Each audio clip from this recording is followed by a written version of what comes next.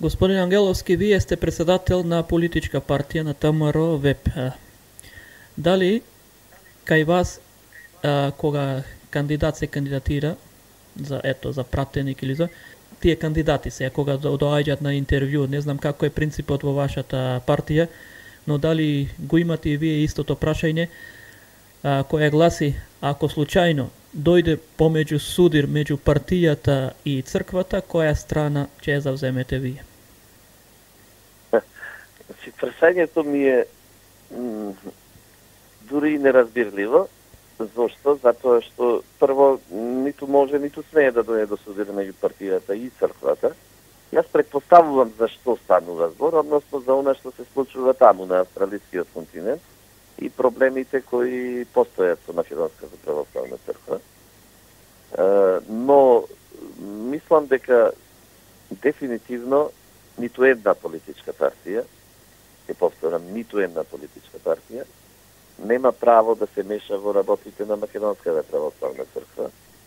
Чинам дека ниту една партија нема право да диктира и да кажува како и што да работи Македонската православна црква.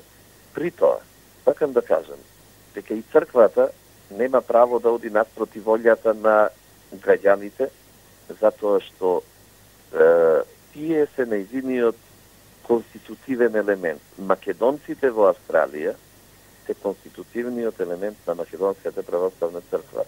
Ќе нема потреба од нејзино постоење таму доколку ги нема македонци.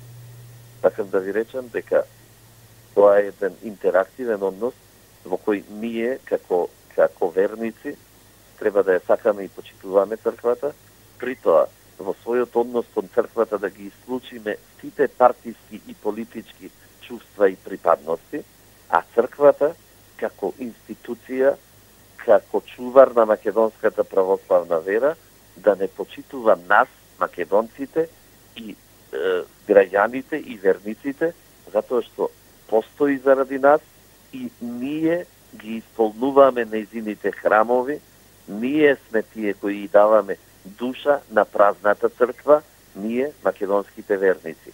Значи, да ги исклучиме политиката и политиканството, да ги исклучиме дури и профитерството, што како пример го имаме токму таму во Австралија, и да и се свртиме на верата, на вербата, да и се свртиме на црквата во вистинската нејзина смисла, на нашата православна христијанска вредност, која низ вековите не одржала, а која искрено верувам дека низ вековите напред ќе биде нашата водилка.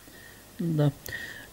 Исто во контекст на ова прашање, сакам само да додадам, нели не се однесува ова 100% сигурен сум смислено и поставено тоа прашање, бидејќи не се однесува за проблемите ваму, туку општо во црквата и можеби во прашањето црквата е замената со државата. Значи, ако случајно кој ќе штитиш државните интереси или партиските, но тоа е ептен апла да се постави таков начин, па затоа некој ако се откаже од Господ, значи ако ради партиските интереси, значи може и да се и од националните интереси да се откаже.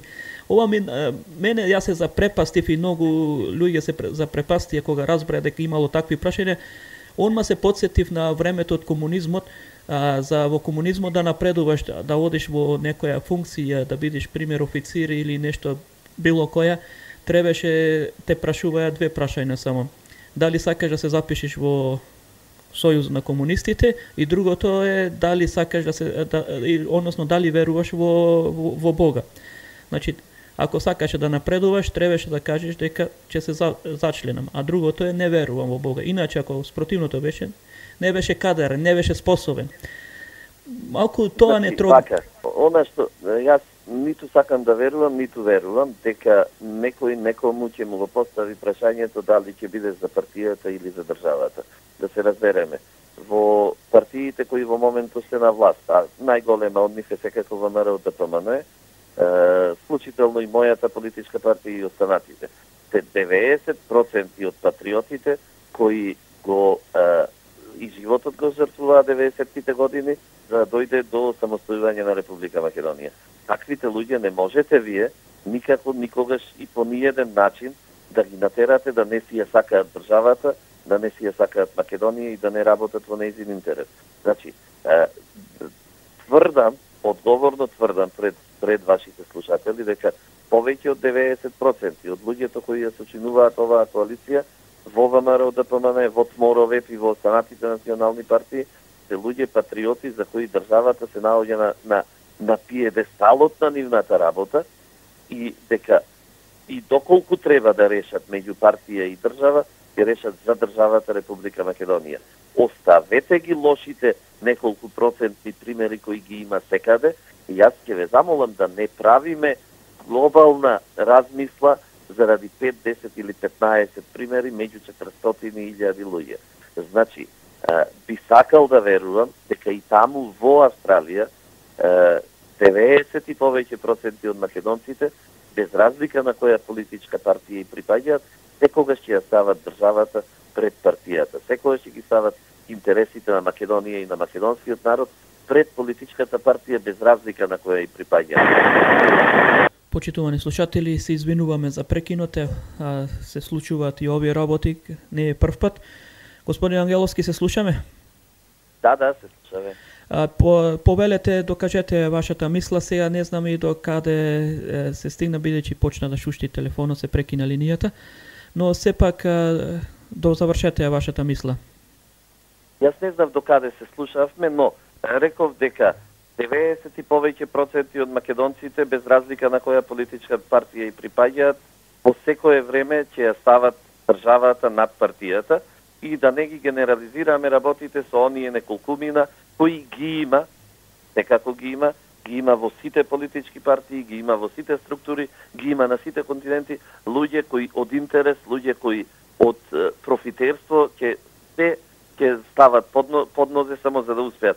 Таквите работат во интерес на партијата, сметајќи дека преку партијата ќе се реализираат. Меѓутоа, оставете ги нив настрана, да му се посветиме на честниот, на вистинскиот македонец, на оној кој е подготвен и да загине за Македонија и македонскиот народ. Господин Ангеловски, овие работи ги отвораме за да не се случат повеќе никогаш. Затоа мора да се загаткат, или односно да се чепнат, бидејќи ако не ги чепниме, ако не подсетиме, ова нешто што се случуваше.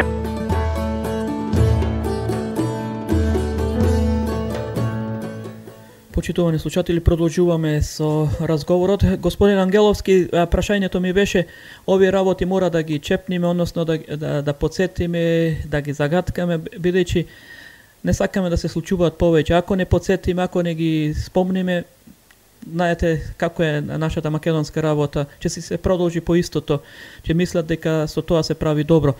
Работата е што, ево, спомнавте, баш тие што гледаат личен интерес и преку партијата сакаат да напредуваат, земајќи ги прво партиските интереси, него државните интереси, ево, се случува да напредуваат, а тие инаквите луѓе, за она вие што велите дека се 90%, ние мислиме обратно дека се малку подолу во партијата или на функции во државата. Бидете реални, колку високи личности имаат во поставени на големи функции, а не е сакаат толку Македонија.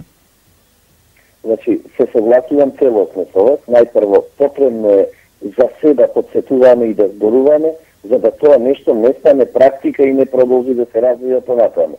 И се согласувам целосно со вас, дека има еден добар дел кариеристи, луѓе кои влегуваат по политичките партии, свесни за можноста за брзо збогатување и за брзо напредување, доколку бидат близу до врвот, доколку му се додворуваат на лидерот на партијата, доколку се додворуваат и да простите се лигават наоколу како лигави ползави.